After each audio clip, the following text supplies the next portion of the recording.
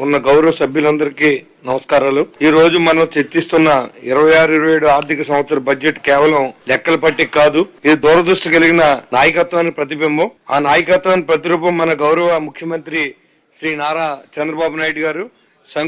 సంక్షోభం సమయంలో ధైర్యంగా ముందుకు నడిపే నాయకుడు.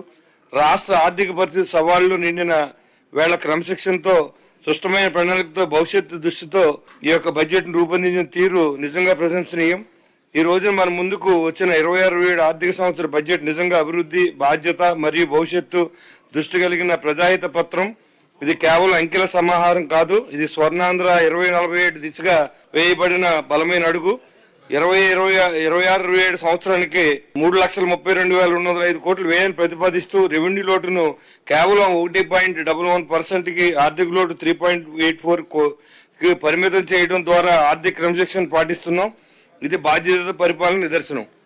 ఇది విధ్వంసం నుంచి వికాసానికి వెళ్ళారనే అనేదానికి మరి గత ప్రభుత్వంలో పాలకులు చేసినట్టు విధ్వంసాన్ని కూడా ఇవాళ సభ ద్వారా తెలియజేయడం అధ్యక్ష.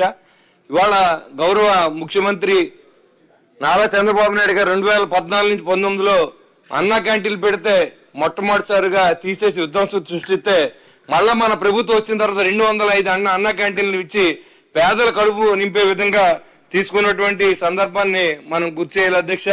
అదేవిధంగా కల్తీ ప్రభుత్వాన్ని మనం చూసాం అధ్యక్ష.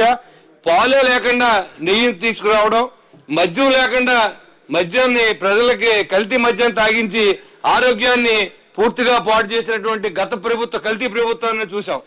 ఈ రోజు ప్రతిరోజు ఒక ప్రెస్ మీట్ పెడతారు అధ్యక్ష. ఇక్కడికి వచ్చి మాట్లాడలేని అసమర్థులు అక్కడ బయట నుంచి మాట్లాడుతుంటారు అధ్యక్ష.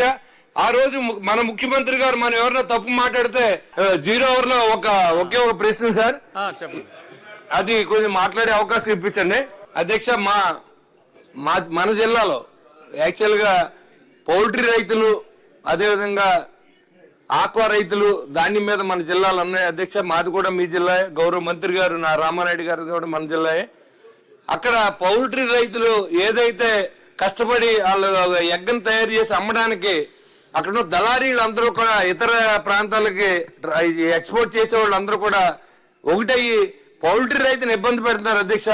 గుడ్డు ధరని పడిపోయి పౌల్ట్రీలు మూసుకునే పరిస్థితి వచ్చింది కాబట్టి వాళ్ళని ఆదుకోవాల్సిందిగా ఈ రోజు 0 అవర్ లో మీకు తెలియజేస్తున్నాను అధ్యక్ష.